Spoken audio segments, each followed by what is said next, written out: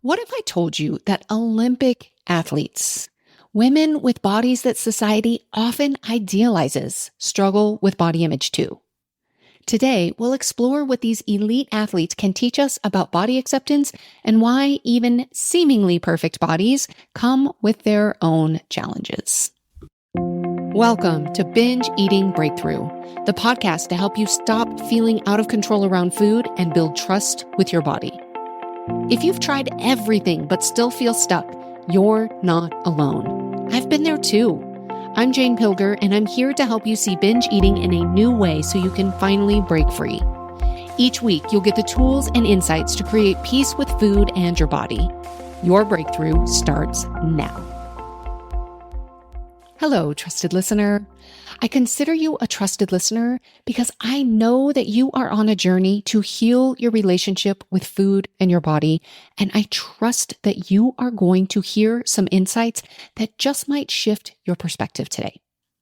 So today we're talking about something that I was inspired by an episode of Project Runway that I was watching while on my trainer yesterday morning. I was watching this episode of Project Runway. If you don't know what Project Runway is, this is a reality show where designers, the top designers from all over the world, they come together, and each week they're faced with a series of challenges where they have to design for certain people, and it's an elimination type of show. Well, this episode that I watched, their challenge for that week was to design a celebration outfit for female Olympian and Paralympian athletes who were vying to get into the Tokyo Olympics of 2020. So what was really powerful about this episode is the women who they were designing for, these athletes they were designing for, were all different sports, all different sizes, and all different abilities of bodies. So there were a couple of Paralympic athletes, one who was in a wheelchair, one had a full prosthetic leg, and then a handful of other athletes from all different sports and really varied body shapes and sizes. So what was so powerful to me and why I wanted to talk about this on the podcast was each athlete was sharing with the designer. They got with the designer to tell them a little bit about what they were looking for. So the challenge was to create an outfit that was going to be a celebration outfit. Once they got into the Olympics, they were going to go out and celebrate in some way, and they got to kind of just imagine what they would want, what they would be doing for their celebration, and what they would want to wear. So they sat down and they talked with the designers, and they really told them about what they liked, what they didn't like. But what they showed on the episode were several snippets from each of the athletes talking about their body. And they were talking about challenges that they had had, whether they were challenges based on their own perception of their body, challenges based on their sport. So for example, there was one of the athletes was a wrestler, and she essentially grew up wrestling boys up until she was 16 years old. And so because of that, she said she really always was kind of hiding her femininity because she was always around boys. And so she really was just kind of trying to just be more like them, dress more like them. And she said now she's really working on embracing her femininity. There was another athlete who, this was one of the Paralympians. She is a very small frame. And so she was talking about how because she is so small, most of the clothes that ended up fitting her were more like kids' clothing for girls. And so she was really looking for something, that felt more adult, for example. There was another volleyball player who was really tall, and she was talking about how because of her proportions and the size of her legs, she had very muscular legs, that she could never find anything that fit her legs would never fit her in the waist. There was another woman who was very broad, very muscular in her shoulders, and she talked about always being very self-conscious about her shoulders. So it was so fascinating to me to really hear all of these women of all different shapes and sizes talk about their own challenges, their own insecurities about their bodies. And the reason that I was so drawn by this is I thought, wow, it's so often that people, particularly in society, they put athletic bodies on a pedestal and they think like, oh, if only I had that body. I know this happens a lot, especially when the Olympics come around, right? Like people are so inspired by these stories and the challenges that these athletes have overcome. But they often see these bodies that are muscular and that, have whatever it is about their bodies. And they think, oh, if only I had that body, then I would not have any problems. Then I would feel great about myself. But what really struck me about watching this was even these bodies that so many people would consider ideal, they still come with challenges. Nobody and no body is exempt from societal pressures or even practical challenges. Every single human who has a body is going to have some challenges. So anytime we think, oh, if only I had that body, then I would have no problems. And even it was so fascinating even to watch because as they were coming down the runway, there was one woman in particular who the dress that was designed for her, she was wearing a pretty short skirt and she had very athletic legs. One of the judges, who was a model herself, she was talking about, leg goals, like if only I had those legs, right? So she is looking at this other body thinking, oh, if only that body, if only I had that body. A model is thinking this. So it was just fascinating to me to watch this. And not every single body who was in this challenge of these Olympic bodies, they weren't all quite, up to the exact quote unquote perfect Olympic body standards. They really were all different shapes and sizes. But it was fascinating for me to see even those of the athletes who anybody else might have seen as the quote unquote perfect body or ideal body, they had their own challenges. Now, the other thing I want to really stress is there is quite a bit of disordered eating in athletic communities. And it's common because there can be a pretty strong focus on appearance and weight when it comes to so many of the performance-based athletics. So then this can be really harmful. It can harm elite athletes. It can harm amateur athletes. It can harm athletes at any level. So often the pressure to maintain a certain look can really lead to unhealthy relationships with food.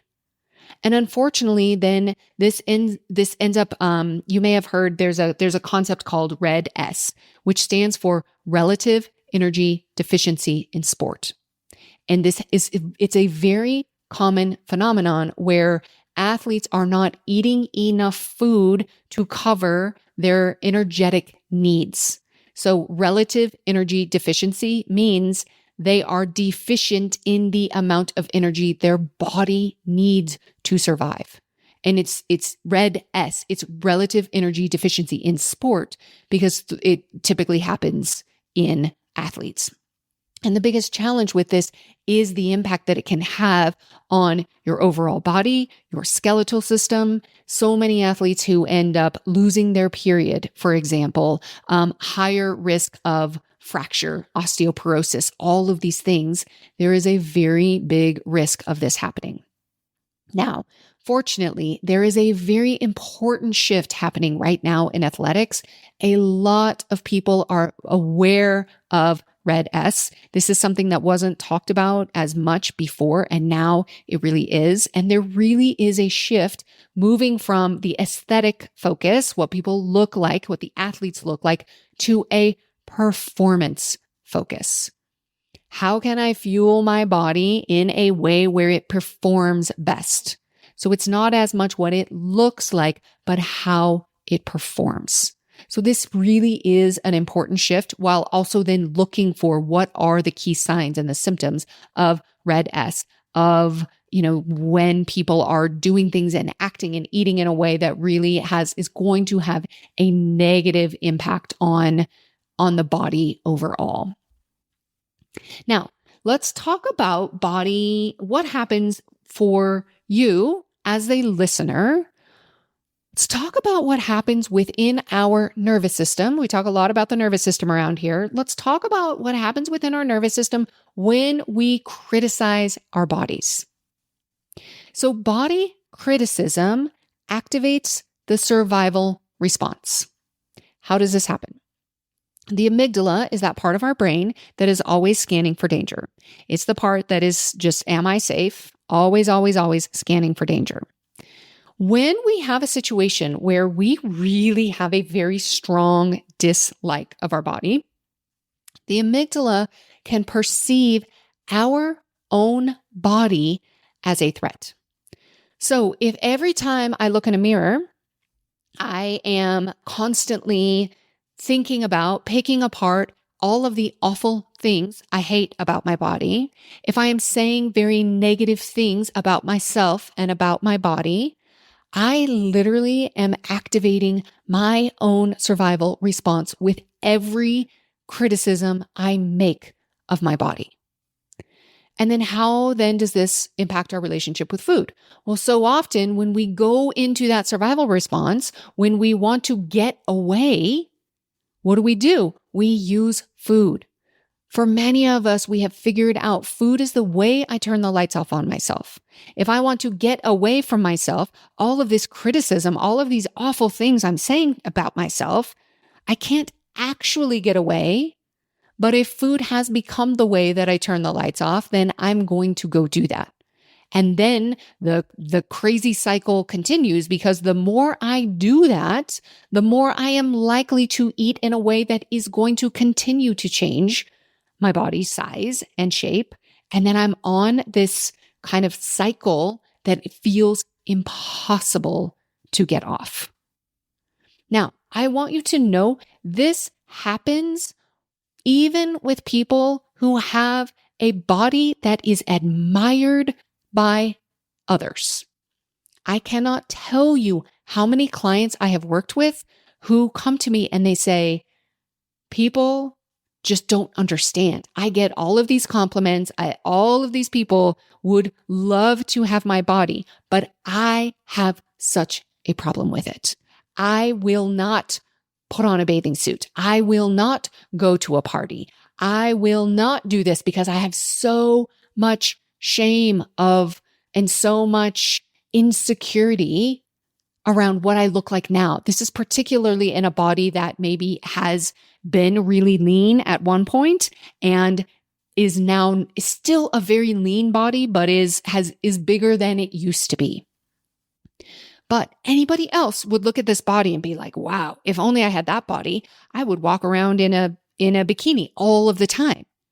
That is not their experience.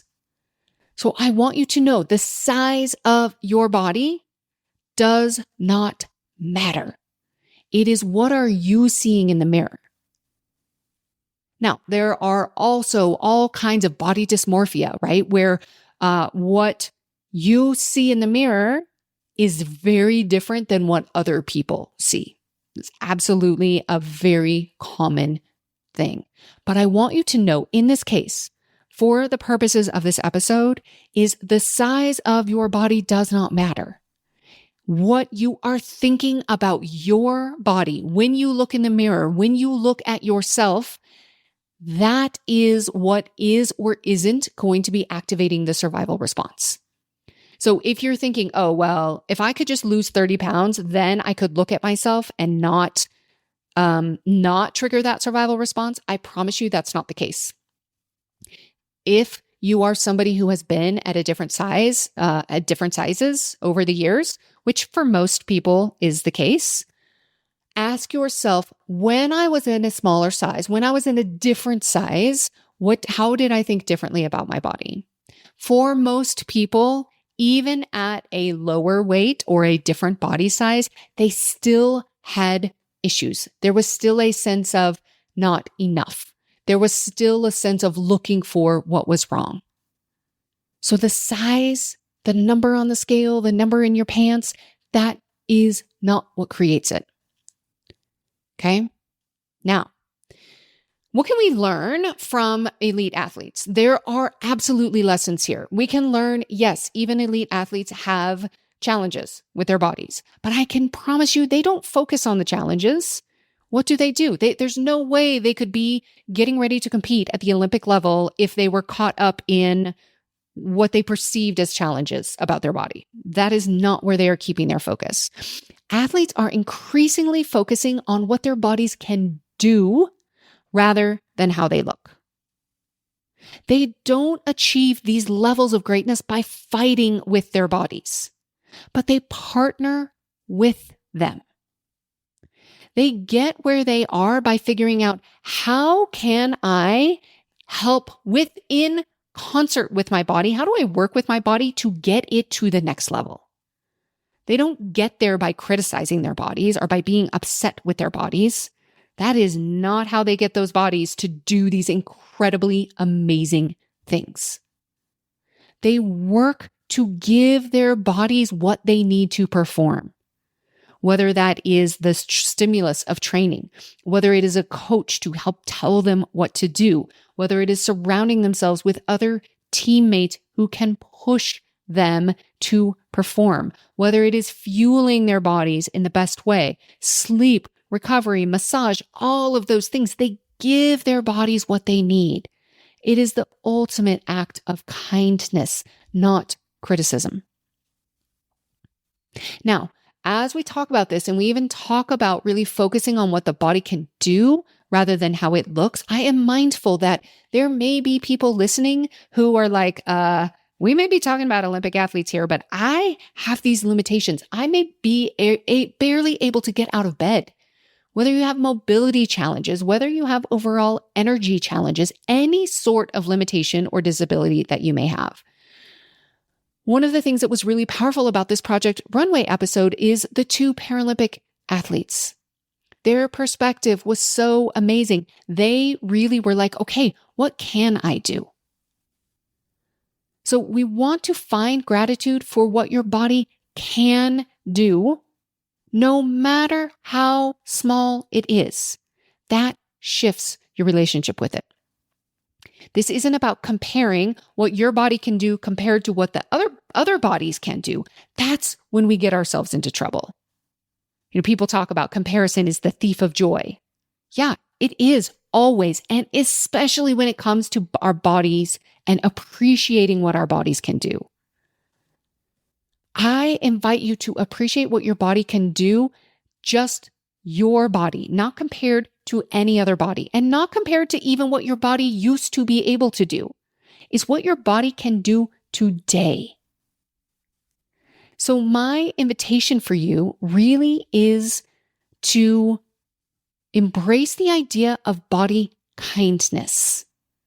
You don't have to love your body. But I also really want you to know the challenge that is created when you hate your body, when you criticize your body, when every time you think about or you look at your body, negativity comes out.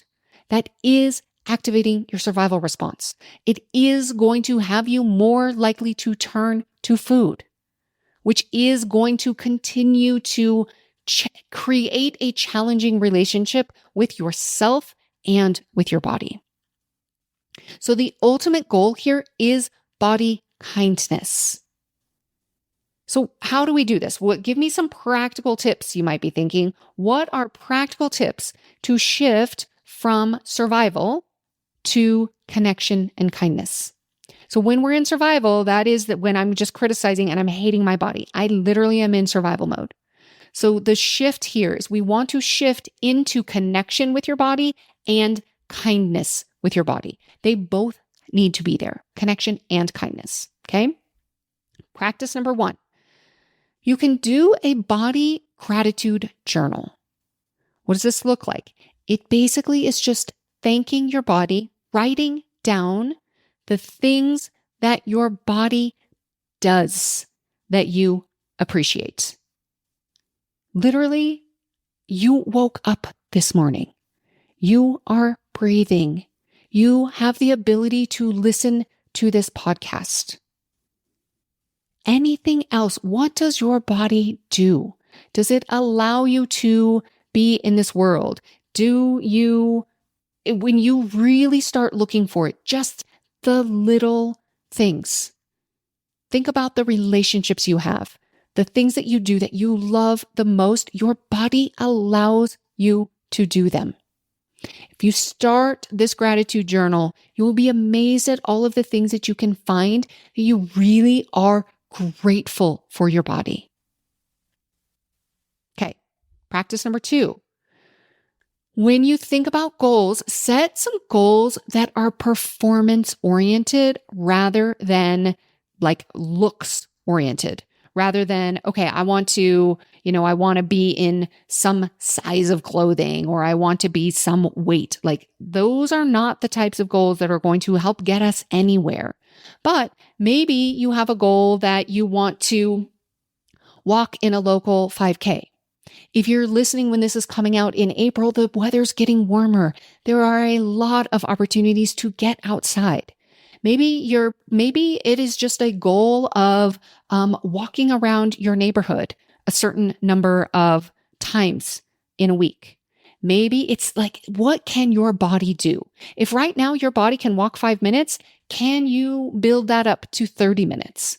If right now you're walking, but you think, you know what, I've been listening to Jane talking about all this running and marathon training, and I don't know if I want to run a marathon, but maybe I would like to do a little bit of running. Can you find a 5K that's in a couple of months and create a goal towards that? Think about goals based on what your body can do, what you would like your body to be able to do. Maybe it is related to, maybe you really like going to yoga and you would love to be able to do a certain pose in yoga that you can't quite do yet. That is another beautiful example of a performance-oriented goal, something that your body can do. All right, practice number 3. This is what you do when you look in the mirror. So the first question is, what do you typically do when you look in the mirror and you look at your body? Now, some people are like, I don't even have mirrors. Other people say, I don't look at my body. I literally only look from the neck up. Maybe all the mirrors that I have in my house are literally only, kind of at the face level. I do not look at my body at all. So we need to know where we're starting from. Where are we starting as it relates to your relationship with a mirror? Now, the invitation here is to open up to small shifts in the way you respond to yourself when you look in the mirror. Because avoiding yourself does not equate to body kindness. You are literally ignoring your body, ignoring the fact that you even have a body. And yes, that will create a survival response. Think about in a relationship, if somebody ignores you, stops talking to you, ghosts you, how does it feel? It feels awful. We feel like, wow, they must not care. That is the message that your body is giving. If you refuse to look in the mirror, you are giving your body the message, I don't like you. I don't like you. You are not worthy. You're really in that hate category. Now, again, we are not going to shift from hate, probably even into kindness overnight. But can we take little tiny shifts? Are you willing to acknowledge your existence in the mirror? And then bring in some kindness. What would you say? What would you encourage your best friend or your child to say to themselves when they looked in the mirror? If you were to find out that your daughter or your absolute best friend said the same things to themselves in the mirror that you say to yourself when you look in the mirror, what would you say to them? How would you want them to respond to themselves when they look in the mirror? Can you do any amount of that for yourself? And practice number 4.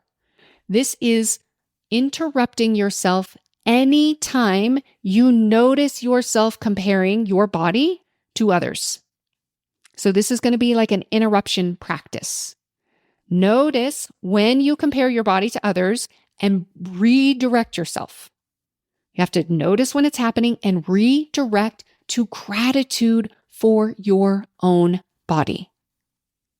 If we just let ourselves criticize ourselves, we are just going to keep doing it because we have a lot of practice. You have to notice and intentionally interrupt it. Intentionally bring yourself back to gratitude, back to appreciation for the body that you do have.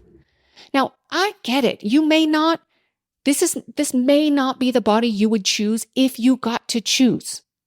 But here's what I have to tell you. You are in this body. This is the body that you have right now. This is the only body that you're gonna get. So are you willing to work with this body instead of hating it and wishing it was different and comparing to every other body out there? Those bodies aren't yours. You are in your own body. Now, if body kindness feels too difficult, like way too big of a stretch, I get it. So the invitation is, can you start with body neutrality? This is my body. I have a body. Instead of just ignoring it. You can start with that as a stepping stone. Now, a couple things I want you to know about body kindness. Body kindness does not mean being soft with yourself or lowering your standards. It means being your body's biggest fan, surrounding yourself with people who support you while you are also supporting yourself. Body kindness is it's almost like kind of being your own coach, being kind to your body. We want to be kind to our body, but that doesn't mean like, oh, so many people think, well, if I'm kind to my body, then I won't change it. It will just stay as it is. I think I need to not like it so that I will improve it. That's not how improvement works. When you are practicing body kindness, you can still be supportive of where you are today, but wanting you to achieve your goals. This is kind of how it's like being your own coach. I am very supportive of my clients, but I'm not going to leave them there. No, I'm going to help you achieve the goals you have for yourself. I know there is so much more possible for you. So yes, I'm going to be supportive, and yes, I'm going to be kind, and I'm going to show you what else is possible. We can do that with body kindness. It is not complacency. Think about elite athletes. They have to be kind to their bodies to achieve peak performance. They have to be supportive. And they're also doing the things that they know will help their bodies achieve that peak performance. They're not working against them or hating them. It's like, hey, let's do this together. The body, the mind have to work together to achieve what they want to achieve.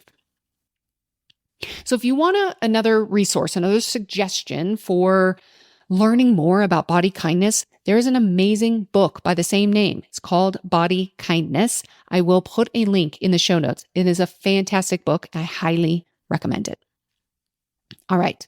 That's what I have for you today. I want you to know body image challenges and concerns happen with any body, whether you are a regular person on the street or you are an Olympic athlete. No person gets out of life without having thoughts and challenges around their body. So that just is part of being human, particularly in this society where we receive so many messages about body standards and beauty standards and everything else. What's important about this is knowing how you criticizing your body, hating your body, comparing your body to other people's, how this triggers your survival response that ends up worsening your relationship with food. Body criticism is going to take you further away from the relationship with food and your body that you really want. So the key here is partnership with your body, not fighting against it. So my invitation to you is to practice body kindness as a way to heal your relationship with food and with your body, and to know, no matter what, no matter who you see out there, even if you see somebody that you think has the perfect body, I can guarantee you they have challenges with their body too. The difference is how they work with their body, what they say to themselves. Working with, being in partnership with their body, that is the ultimate goal. So my invitation to you is to try one of these practical tips this week. Whether it's the gratitude journal, setting goals that are more performance-oriented, what your body can do, really reflecting how you speak to yourself when you look in the mirror, or just acknowledging and starting to speak to yourself and look at yourself in the mirror, or whether it's interrupting yourself when you notice comparing yourself to other bodies. Notice when you're in survival mode around your body, criticism, when you're comparing, just notice the difference. And if you want any support in working with this, I invite you to book a Swift support session. In 2 focus sessions, we can come up with very strategic approaches for your specific situation of what you can do to start shifting into partnership with your body. This really is a powerful shift that will transform overall, not only your relationship with food, but with yourself overall. All right. Remember, your body, just like an Olympic athlete's, is doing its best every day. I want you to consider what would change if you became your body's biggest fan rather than its harshest critic. All right. I'll see you next week. Thank you for listening to Binge Breakthrough. You can find the show notes and any resources mentioned at bingebreakthrough.com. If you like this episode, subscribe to have future episodes delivered to you each Wednesday. And remember, your 5-star rating and review will help others discover these life-changing concepts. See you next week.